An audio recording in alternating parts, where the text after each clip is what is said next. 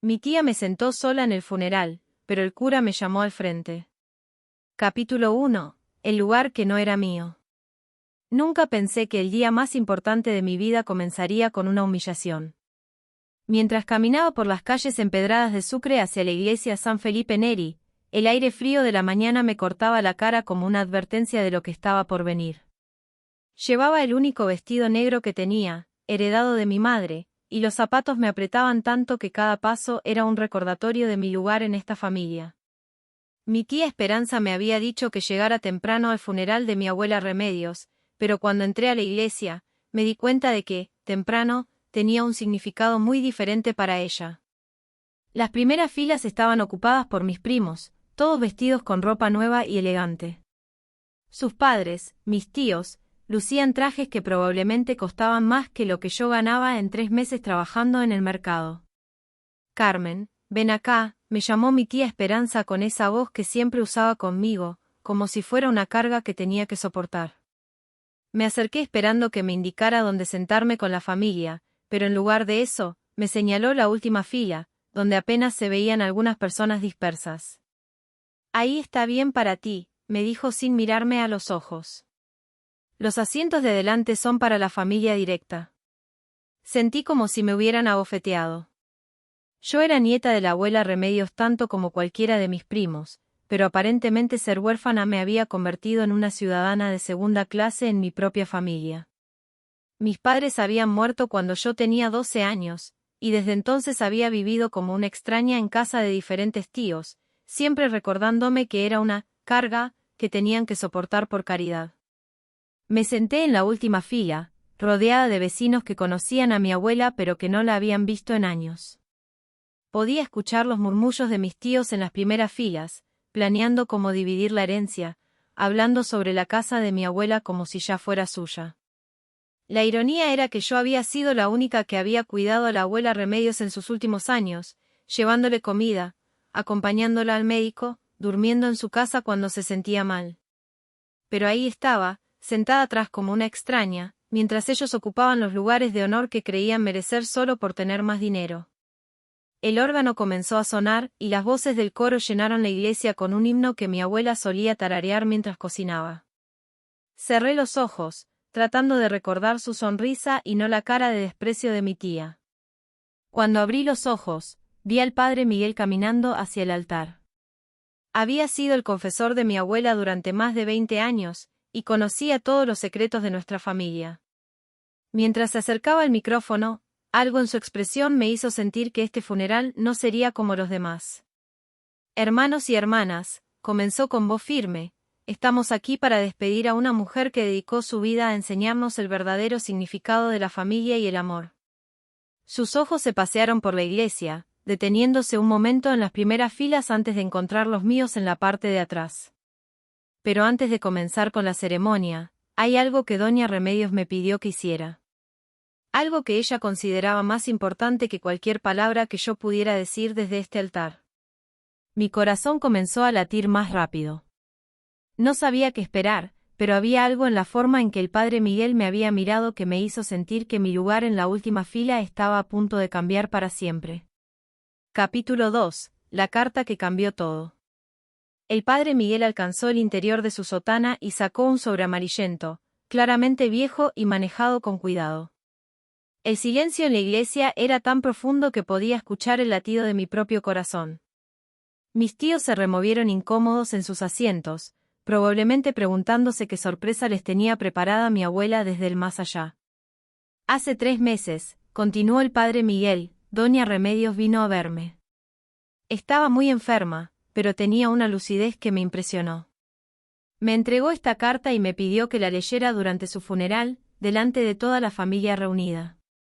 Miré hacia las primeras filas y vi cómo mis tíos intercambiaban miradas nerviosas. La tía Esperanza había palidecido, y el tío Carlos se ajustaba el cuello de la camisa como si le hubiera quedado repentinamente apretado. Solo yo parecía estar tranquila, aunque por dentro sentía una mezcla de curiosidad y esperanza que no había experimentado en años.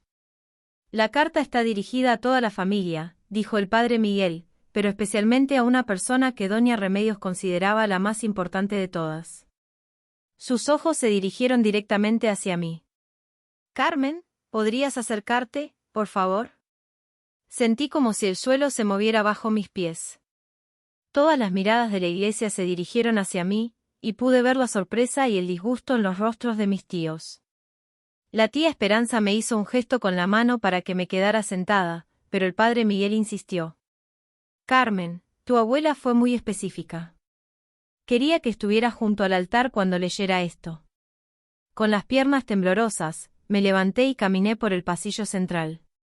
Cada paso resonaba en el silencio de la iglesia, y podía sentir los ojos de mis familiares clavados en mí.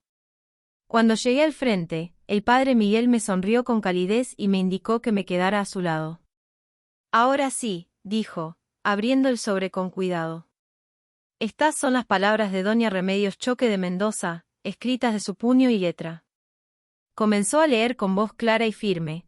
Querida familia, si están escuchando esta carta, significa que ya no estoy con ustedes. Pero antes de partir, necesito decirles algunas verdades que he guardado demasiado tiempo. Pude ver cómo mis tíos se tensaron aún más. La abuela siempre había sido una mujer directa, pero esto prometía ser más de lo que esperaban. Durante estos últimos años, he observado cómo han tratado a Carmen, mi nieta, la hija de mi querido hijo Roberto. La han hecho sentir como una extraña en su propia familia, como si fuera menos que sus propios hijos por el simple hecho de ser huérfana. Mi tía Esperanza se puso roja como un tomate, y pude ver cómo el tío Carlos miraba hacia la puerta como si quisiera salir corriendo. Pero hay algo que no saben, continuó el padre Miguel, algo que Carmen tampoco sabe, y que he decidido revelar en este momento porque es hora de que la verdad salga a la luz. Mi corazón se aceleró. ¿Qué secreto había guardado mi abuela todos estos años? ¿Qué era tan importante que había decidido revelarlo en su propio funeral? El padre Miguel hizo una pausa, miró hacia mis tíos y luego hacia mí. Carmen, querida nieta, tú no sabes esto, pero eres la única heredera legítima de todo lo que tengo. La casa, los ahorros, todo te pertenece a ti. Capítulo 3. El secreto que nadie esperaba. El silencio que siguió a las palabras del padre Miguel fue ensordecedor. Podía escuchar el tic-tac del reloj de la iglesia, el crujido de los bancos de madera mientras la gente se removía incómoda, y mi propia respiración entrecortada. Mis tíos parecían estatuas de sal, con los ojos fijos en el altar como si no pudieran creer lo que acababan de escuchar. Pero eso no es todo, continuó el padre Miguel, volviendo a la carta. Carmen, mi querida nieta, durante todos estos años que cuidaste de mí, pensabas que lo hacías por amor y así era. Pero yo también tenía mis razones para mantenerte cerca. Sentí que las rodillas me temblaban. El padre Miguel me hizo un gesto para que me sentara en la silla que había junto al altar, reservada normalmente para los monaguillos. Hace 20 años, cuando tu padre Roberto se casó con tu madre Elena, yo les presté el dinero para comprar su casa. Ellos nunca pudieron devolverme ese dinero porque murieron muy jóvenes, pero yo nunca se lo reclamé a nadie. Sin embargo, esa deuda se convirtió en una parte de mi patrimonio. Mis tíos comenzaron a susurrar entre ellos, pero el padre Miguel alzó la voz para continuar. Cuando Roberto y Elena murieron, sus hermanos, y aquí miró directamente a mis tíos, vendieron la casa familiar sin consultarme y se repartieron el dinero entre ellos. Nunca me pagaron la deuda, y nunca le dieron a Carmen lo que le correspondía de la venta. La tía Esperanza se puso de pie bruscamente. Padre, esto es inapropiado. No puede interrumpir un funeral con estos asuntos. Siéntese, señora, dijo el padre Miguel con una autoridad que nunca le había conocido. Doña Remedios me pidió específicamente que leyera toda la carta, y eso es exactamente lo que voy a hacer. Mi tía se sentó, pero pude ver la furia en sus ojos. El tío Carlos tenía la cabeza entre las manos, y mis primos miraban a sus padres con expresiones de confusión y vergüenza. Pero Carmen, continuó la lectura, lo que ellos no saben es que yo documenté todo. Tengo las escrituras, los recibos, y una declaración legal que establece que ellos me deben exactamente 150.000 bolivianos por la casa de tus padres, más los intereses de 12 años. Mi cabeza daba vueltas. 150.000 bolivianos era una fortuna. Era más dinero del que había visto en toda mi vida. Esa deuda, continuó el padre Miguel, junto con mi casa, mis ahorros, y todas mis pertenencias, conforman tu herencia, Carmen. Pero hay más. Más. No podía imaginar qué más podía haber. Durante estos años, mientras tú me cuidabas sin esperar nada a cambio, yo invertí el dinero que debería haber sido tuyo. Lo puse en un negocio de exportación de quinoa con un socio de confianza. Ese negocio ha prosperado, y tu parte asciende ahora a casi 300.000 bolivianos. Escuché un gemido ahogado que venía de la primera fila. Mis tíos parecían haber envejecido 10 años en los últimos 5 minutos. Carmen, querida nieta, tú has demostrado ser la única de esta familia que entiende el verdadero significado del amor y la lealtad. Por eso, todo lo que tengo es tuyo. Pero hay una condición. Por supuesto que había una condición. Mi abuela siempre había sido una mujer sabia, y sabía que el dinero podía corromper a las personas. La condición es que uses parte de esta herencia para ayudar a los niños huérfanos de Sucre. Quiero que abras un hogar para niños que han perdido a sus padres, como tú los perdiste. Quiero que ningún niño en esta ciudad tenga que sentirse como un extraño en su propia familia.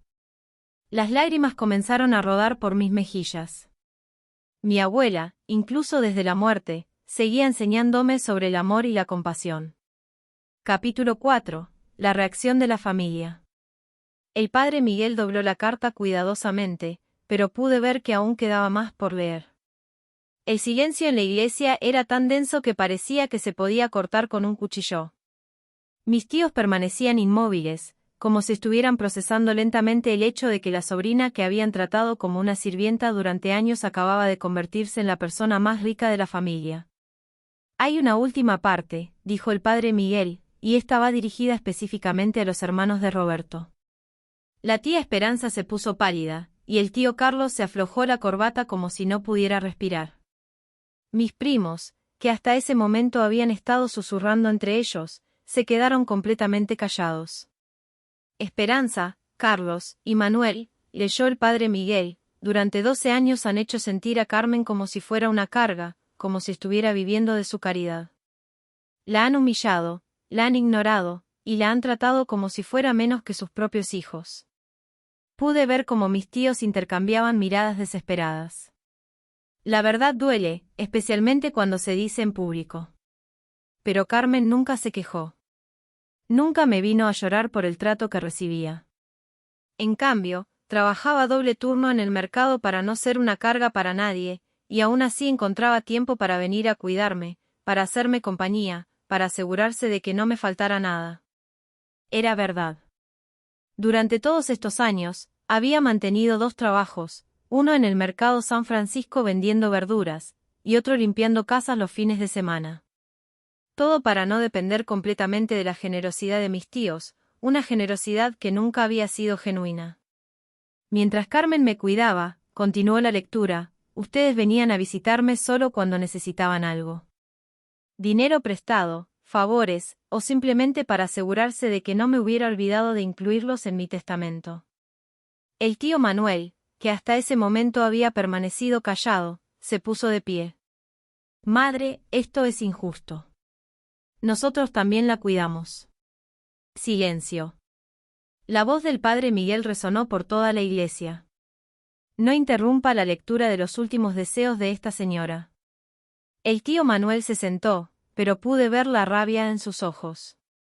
Sus hijos, mis primos, lo miraban con una mezcla de vergüenza y decepción que nunca había visto antes. Por eso, continuó el padre Miguel, he decidido que Carmen reciba todo. Pero no se preocupen, no los voy a dejar sin nada. A cada uno de ustedes les dejo algo muy valioso, la oportunidad de reflexionar sobre cómo han tratado a los más vulnerables de su familia. Algunos de los vecinos que estaban en la iglesia comenzaron a murmurar. La historia se estaba convirtiendo en el chisme más grande que Sucre había visto en años. Esperanza, continuó la carta, te dejo mi rosario de perlas, el mismo que me regaló mi madre. Quiero que cada vez que reces con él, recuerdes que la verdadera riqueza no está en el dinero, sino en la bondad del corazón. Mi tía Esperanza comenzó a llorar, pero no sabía si era de tristeza, vergüenza o rabia. Carlos, te dejo mi Biblia, la misma que leí durante 60 años. Espero que encuentres en ella las lecciones de humildad que aparentemente nunca aprendiste. Y Manuel, la voz del padre Miguel se volvió más severa, te dejo mi certificado de matrimonio con tu padre. Quiero que recuerdes que el amor verdadero se construye con sacrificio y dedicación, no con conveniencia. El padre Miguel hizo una pausa y me miró con una sonrisa triste. Carmen, querida nieta, sé que esto es abrumador. Pero confío en que usarás esta herencia sabiamente. Eres la única de esta familia que ha demostrado tener el corazón en el lugar correcto. Capítulo 5. El documento que lo cambiaba todo.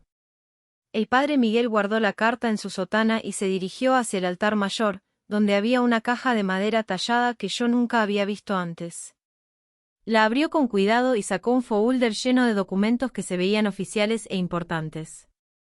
Doña Remedios también me pidió que entregara estos documentos durante el funeral, dijo, acercándose a mí. Carmen, aquí tienes las escrituras de la casa, los certificados de depósito bancario, y el contrato de sociedad del negocio de quinoa. Mis manos temblaron cuando recibí los documentos. Nunca había tenido papeles tan importantes en mis manos. Mientras los hojeaba rápidamente, pude ver mi nombre escrito en varios lugares, fechas recientes, y sellos oficiales que confirmaban que todo era legal y verdadero. Pero hay algo más, continuó el padre Miguel, sacando otro documento. Doña Remedios también documentó todas las veces que sus hijos vinieron a pedirle dinero prestado durante los últimos años. Mis tíos se tensaron visiblemente.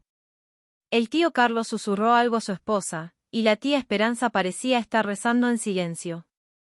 Esperanza, dijo el padre Miguel, consultando el documento, en los últimos 5 años, le pidió prestado a su madre 42.000 bolivianos. Dijo que era para el negocio de su esposo, pero doña Remedios descubrió que el dinero se usó para comprar un auto nuevo. Mi tía se puso roja como un tomate. Pude ver cómo algunos de mis primos la miraban con sorpresa, como si estuvieran descubriendo a una persona completamente diferente. Carlos, usted pidió prestado 25.000 bolivianos el año pasado, supuestamente para la operación de su hijo. Pero su hijo nunca necesitó ninguna operación, ¿verdad? El tío Carlos se hundió en su asiento. Su esposa lo miró con una expresión de incredulidad que me hizo sentir lástima por ella. Y Manuel, continuó el padre Miguel, usted le pidió prestado 38.000 bolivianos para invertir en un negocio. Ese negocio resultó ser una mesa de póker en el Casino de La Paz. Las murmuraciones en la iglesia se intensificaron. Los vecinos que conocían a la familia desde hace años estaban presenciando la destrucción de una reputación que se había construido durante décadas. En total, dijo el padre Miguel, los 3 hermanos le deben a la herencia de doña Remedios 105.000 bolivianos, más los intereses correspondientes. Sentí que mi cabeza daba vueltas. No solo había heredado una fortuna, sino que mis tíos me debían aún más dinero. La ironía era abrumadora. La sobrina pobre que habían tratado como una sirvienta se había convertido, de la noche a la mañana, en su acreedora. Pero Carmen, me dijo el padre Miguel, tu abuela me pidió que te dijera algo muy importante. Estos préstamos fueron hechos con amor, porque doña Remedios siempre creyó que sus hijos cambiarían. Ella nunca perdió la esperanza de que algún día entenderían el verdadero valor de la familia. Miré hacia las primeras filas, donde mis tíos parecían haber envejecido 10 años en los últimos 20 minutos. Sus hijos, mis primos, los miraban con una mezcla de decepción y vergüenza que era dolorosa de presenciar. La decisión de qué hacer con estas deudas, continuó el padre Miguel, queda completamente en tus manos, Carmen. Tu abuela confía en tu buen juicio y en tu corazón generoso. Por primera vez en mi vida, tenía poder sobre las personas que me habían hecho sentir pequeña e insignificante. Pero extrañamente, no sentía satisfacción ni deseos de venganza. Solo sentía una profunda tristeza por lo que habíamos perdido como familia, y una responsabilidad abrumadora por lo que acababa de recibir. Capítulo 6. La decisión más difícil. El padre Miguel cerró la caja de documentos y se dirigió hacia el altar para continuar con la ceremonia del funeral. Pero yo sabía que nada sería igual después de esto. Mientras regresaba a mi lugar, aunque ya no sabía cuál era mi lugar en esta familia, pude sentir todas las miradas clavadas en mí. Me senté en la primera fila, en el lugar que la tía Esperanza había reservado para la familia directa. Nadie protestó esta vez. Mis primos se corrieron para hacerme espacio, y pude ver en sus ojos una mezcla de respeto y curiosidad que nunca había experimentado antes. Durante el resto del funeral, mi mente no podía concentrarse en las oraciones ni en los cantos. Pensaba en mi abuela, en todos los años que había pasado cuidándola, en las conversaciones que habíamos tenido mientras ella cocinaba y yo la ayudaba. Ahora entendía por qué siempre me decía que la paciencia y la bondad eran las virtudes más importantes.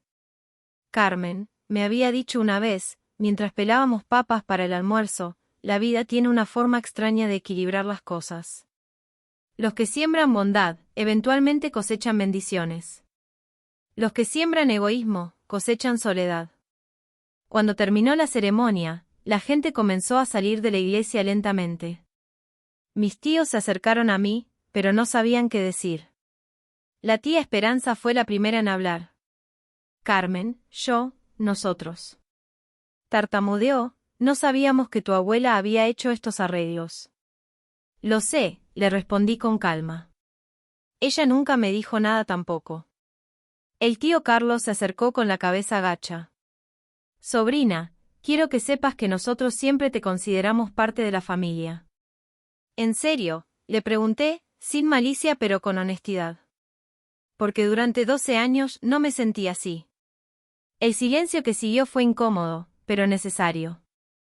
Mis primos se mantenían cerca, pero no sabían si acercarse o darme espacio. ¿Qué vas a hacer ahora?, preguntó mi prima Lucía, la hija de la tía Esperanza.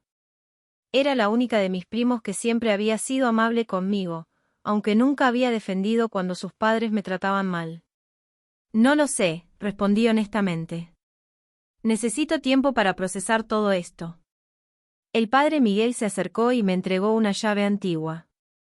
Esta es la llave de la casa de tu abuela. Ahora es tu casa. También tengo el número del abogado que manejó todos los documentos legales. Él te explicará todos los detalles. Tomé la llave con manos temblorosas. Una casa. Tenía una casa propia. Después de 12 años viviendo como huésped en casas ajenas, finalmente tenía un lugar que era completamente mío. Padre, le dije, ¿puedo preguntarle algo? Por supuesto, hija. ¿Mi abuela realmente planeó todo esto? La forma en que se revelaron las cosas, el momento. El padre Miguel sonrió. Tu abuela era una mujer muy sabia, Carmen. Ella sabía que si te decía todo antes de morir, tus tíos podrían haber tratado de influir en ti o de manipular la situación. Pero al revelarlo en el funeral, delante de toda la comunidad, se aseguró de que todo fuera transparente y justo. Pero, ¿por qué no les dijo nada a ellos?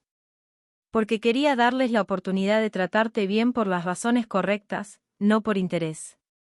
Lamentablemente, ellos fallaron esa prueba.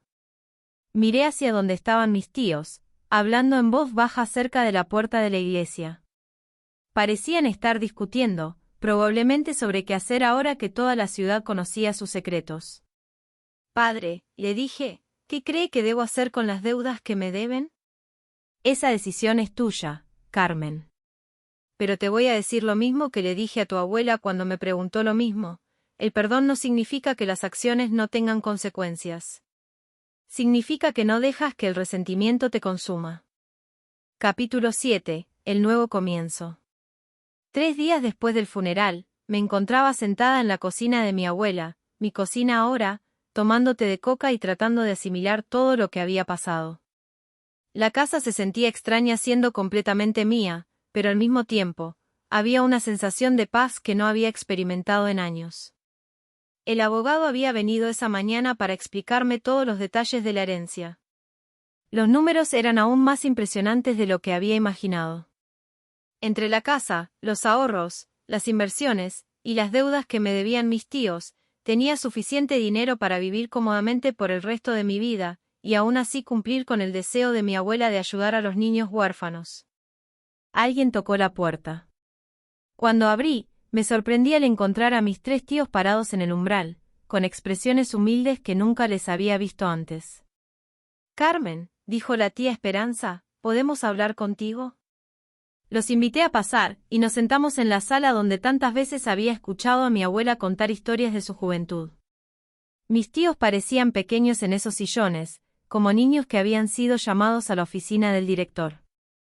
«Queremos disculparnos», comenzó el tío Carlos. «Nos hemos portado terriblemente contigo durante todos estos años. Y queremos que sepas», añadió el tío Manuel, «que vamos a pagarte todo lo que le debemos a la herencia de mamá». «No es necesario», les dije, y vi cómo sus ojos se iluminaron con esperanza. «Pero hay condiciones». La esperanza se transformó en cautela. «Quiero que cada uno de ustedes done 20 horas de trabajo voluntario al mes al hogar para niños huérfanos que voy a abrir. Quiero que entiendan lo que significa cuidar de niños que no tienen familia». «¿Eso es todo?», preguntó la tía Esperanza, claramente sorprendida. «Y quiero que sus hijos, mis primos, también participen. Quiero que esta familia aprenda lo que significa ser una verdadera familia». El tío Carlos asintió vigorosamente. «Sí, por supuesto. Haremos lo que sea necesario. También», continué, «quiero que entiendan que esto no es un favor que les estoy haciendo. Es una oportunidad que les estoy dando para redimirse. Si no cumplen con su compromiso, tendré que reclamar las deudas legalmente». Los 3 asintieron, y por primera vez en mi vida, vi respeto genuino en sus ojos cuando me miraban.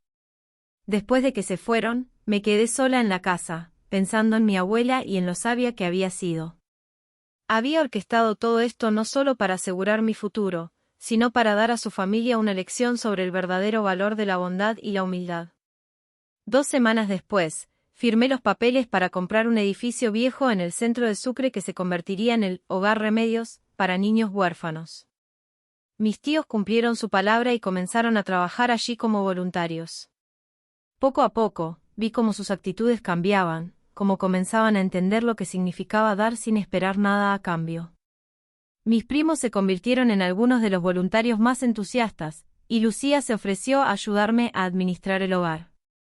«Siempre supe que eras especial», me dijo un día mientras pintábamos las paredes del dormitorio de las niñas. «Pero nunca tuve el valor de defenderte. Ahora quiero compensar ese tiempo perdido».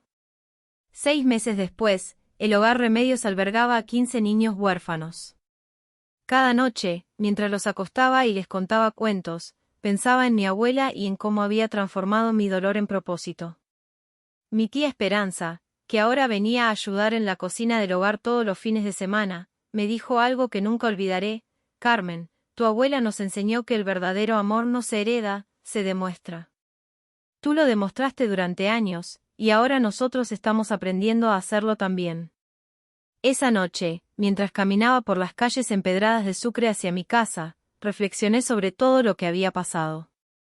Mi abuela había tenido razón, la vida tiene una forma extraña de equilibrar las cosas. Había pasado 12 años sintiéndome como una extraña en mi propia familia, pero ahora tenía una nueva familia compuesta por niños que me necesitaban y familiares que finalmente habían aprendido a valorarme.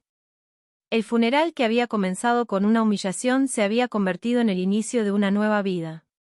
Una vida donde ya no era la sobrina pobre que vivía de la caridad, sino la fundadora de un hogar que cambiaría la vida de decenas de niños. Mi abuela había muerto, pero su legado de amor y sabiduría seguía vivo, transformando no solo mi vida, sino la vida de todos los que habían sido tocados por su última lección sobre el verdadero significado de la familia.